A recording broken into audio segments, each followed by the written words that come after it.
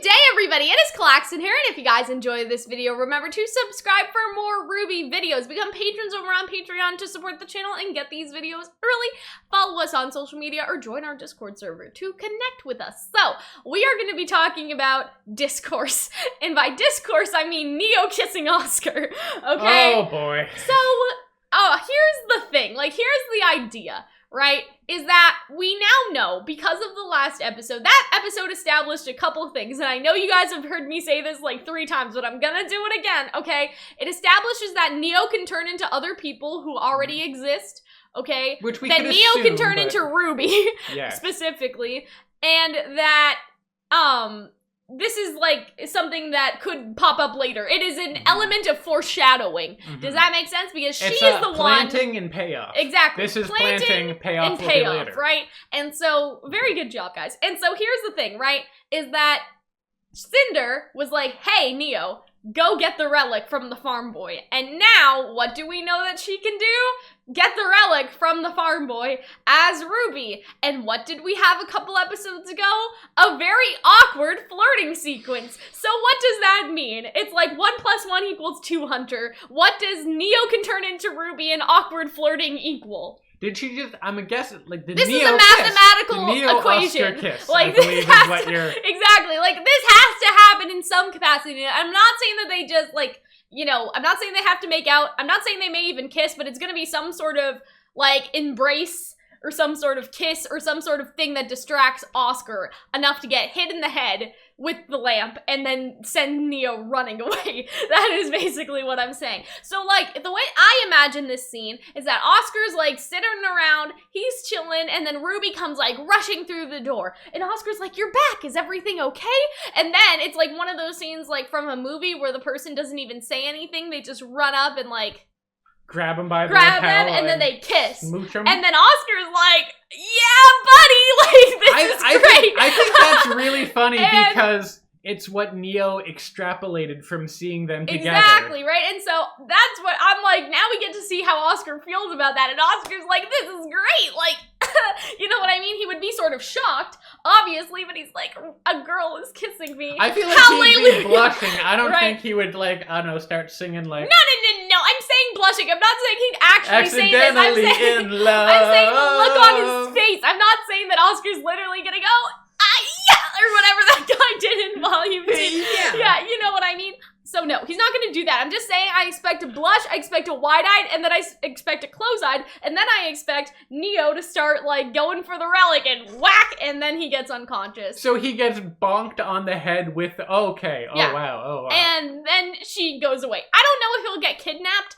like we said in previous weeks, even though there would be a good point to kidnap him. Does that make sense? Like, there's good reason to kidnap him. He's fucking Ozpin. And sense. I explained this in the Neo and the kidnapping, like, sort of video, or the Cinder Neo kidnapping video, right?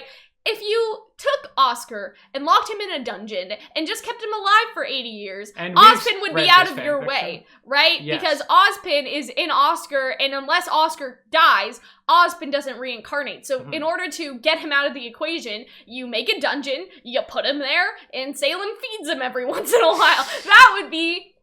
You know, and so imagine, like, for Cinder's retribution, for her redemption in Salem's eyes, not only does she bring the relic, not only does she get the maiden powers, but she brings Oscar to Salem.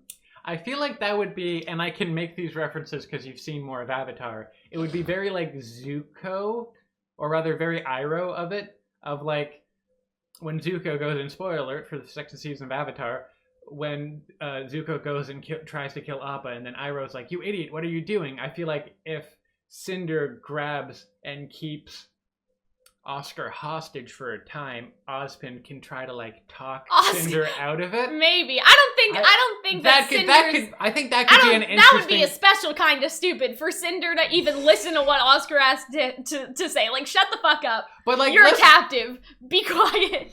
But it could, I mean, she could be like, you're a captive, be quiet, like, Neo, get the gag. But I think it'd be like, maybe that's how we get, this is just, I'm spitballing here, but maybe that's how we get Cinder backstory. Yeah, and so what if all you made is, like, the rescue Oscar arc? What if maybe Cinder doesn't listen, but Neo listens?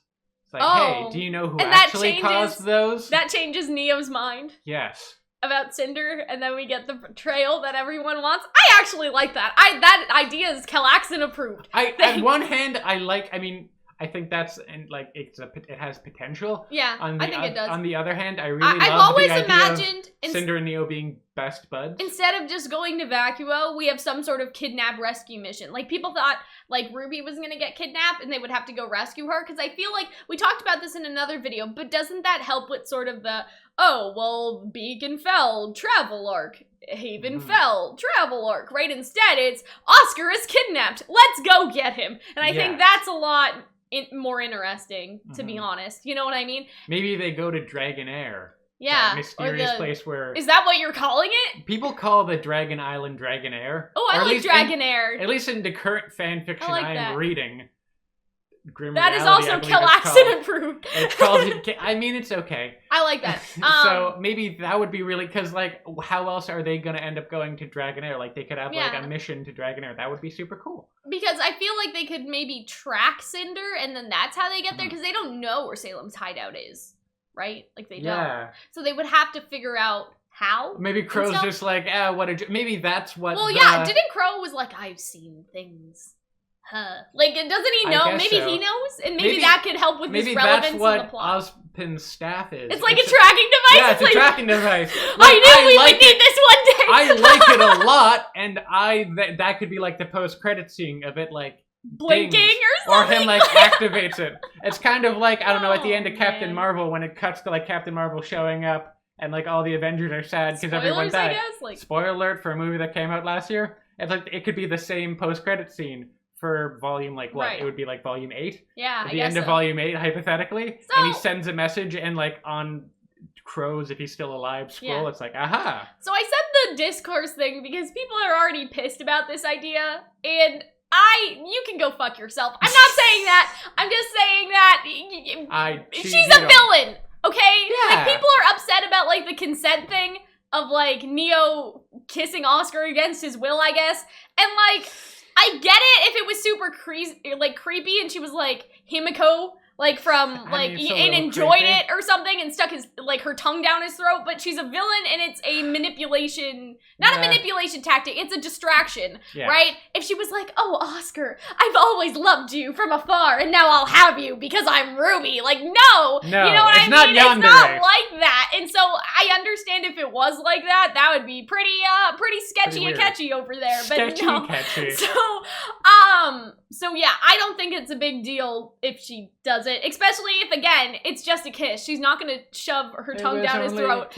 And she's also a villain. Like, I don't think she cares. Sometimes villains gotta do villainous shit. Sometimes villains do bad things. That's the thing, is what people don't understand, is like, villains do bad things. Am I condoning the bad things they do? No. But would it make sense? And do I think people are getting preemptively upset? Like, yeah. Do you know what I mean? I feel like sometimes people need, and this is from someone who thinks about shows a lot and will call out when shows do questionable and sometimes problematic things. Yeah. Like, I don't think it's problematic. I am that person. Right. That person is currently telling people to be like, it's okay. It's a show. It's not a big deal. A woman in her 20s actually isn't turning in to a 17-year-old and kissing a 15-year-old. It's okay. She's a villain. It's a cartoon.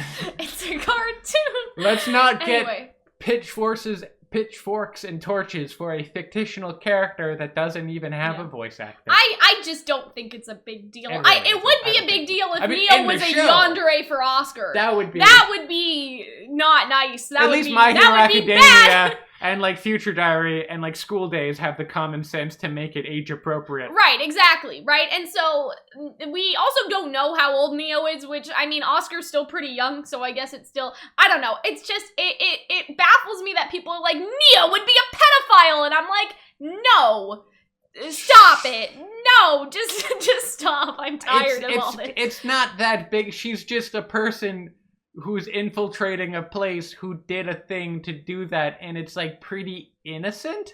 It's Yeah. like a smooch, and or then or a hug, like they could just Probably- embrace, they could have a nice hug. a bigger Or maybe deal. even like she cups his face and then she grabs the relic and fuck it. Maybe The she doesn't bigger even have to deal kiss is him. that she would club him over the head. Yeah, why are drag people not his here's unconscious the thing. body. People accept That's a that's bigger deal. acceptable, right? Yeah. People accept that, oh, of course she knocked Physical him out. She violence is had gonna to. happen. Like, physical violence in the context of RWBY or Full Metal Alchemist or any other anime, like, is more acceptable. Violence is more acceptable in kissing these someone. anime worlds, right, compared to our real world. You can't put the real world expectations and standards I of would us be more onto upset. RWBY in terms of, like, stuff with the law. Like, people have died. Like, you kill people. You're evil. Like, that's the... Anyway, you would be more upset? I would personally be more upset if I got clubbed over the head, went unconscious, and kidnapped than if someone just smooched me out of nowhere. Yeah, that's That what I I'm had, like, like, a guys, casual they're gonna relationship kidnap him. with. Consent has gone out the window, right? If you want to get angry, and also I think that's the idea, and I think that we every once in a while we enter into the discourse of like, well, am I allowed to like a villain? Yeah.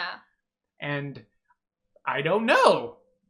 It's just like, personally, obviously, I if think you did that in real life, it would be problematic. And Yeah. don't kidnap people. Yeah. But in the context of the show, you I'm can like, acknowledge that they're a bad person, but like I don't have to treat their villainy in the same way, especially if it's so admittedly I know visceral. Like kissing him is not as like there has been people are claiming it to be pedophilia or like sexual assault. I mean, even like in a technical level, okay, maybe, but it's not like visceral the way they present it in the show. Like RWBY is not gonna go that way. yeah. So I don't think they'll make a big deal I of think it. it's silly for people to, Yeah. and it hasn't even happened yet. Like just Yeah. the mere mention The is very the upsetting feasibility people. of it. At the same time, frightens people. we watched a video by this girl that had the comments turned off about how RWBY is RWBY that the RWBY ex-Oscar relationship is pedophilic, and that not, Rooster Teeth is endorsing pedophiles because they're both around the same age and they like each other. So at this point, I'm like, no, fuck you, you're stupid. Like, I don't even want to put up, a debate with reasonable points. I'm just like, I don't have time for you. This is ridiculous. I think Why? sometimes people can be, and I mean, not to say that it isn't something that's I think that it's perfectly. I think that we should investigate and interrogate the media we watch for how they represent potentially very not good relationships. Like, I don't know. I think it's perfectly fine that people will like go after 50 Shades of Grey or like Twilight for like potentially abusive relationships that they present as normal. Right. Exactly. I just don't I don't think think this they're is one of them. presenting this as normal if they're gonna kidnap him. Hit him Because over the in no head. way, Like, if they were like, if Oscar was like, if the show and Oscar treated like this as like perfectly okay, but like obviously it's not okay. It's a bad thing that would hypothetically happen. No one's like presenting this as it's a good thing, which I think is a bigger issue. Yeah, it's a dumb thing. It's a non-controversy. It shouldn't be part of the discourse. I'm tired. Leave me alone. Stop it. Oh man, that one video you mentioned, it's so bad. Like, part of me like we had a conversation like, should we do a video on this video? And we were but sort it was of like it's so dumb and we would just be giving them clout, and also it would require us to watch all 10 minutes of it, which would be painful. I mean, we could put it double speed. It's, you know what I mean? We could just do it twice as fast, but yeah. So we decided not to do that. And yet we're talking about it here. But yeah, I don't know. It just made me think of that. I'm like, Yeah. all the Oscar discourse, like they're like with RWBY and Oscar specifically, because we don't know how Neo is. I'm like, they're kids. Relax. It's innocent. Like It's she's fine. 17, he's 15 or 16, and like or I was whatever. I was in a relationship in high school as a 15-year-old with a similar kind of age gap, I believe. Mm-hmm. So I'm just like, And that wasn't terribly Hunter's problematic. alive. Like, don't worry. I'm it's alive. Okay. I'm a Don't mentally healthy worry. relative person. It's okay. It's not Everything's that big fine. a deal. Anyway, that's everything. Yes. We will see you guys later. Bye.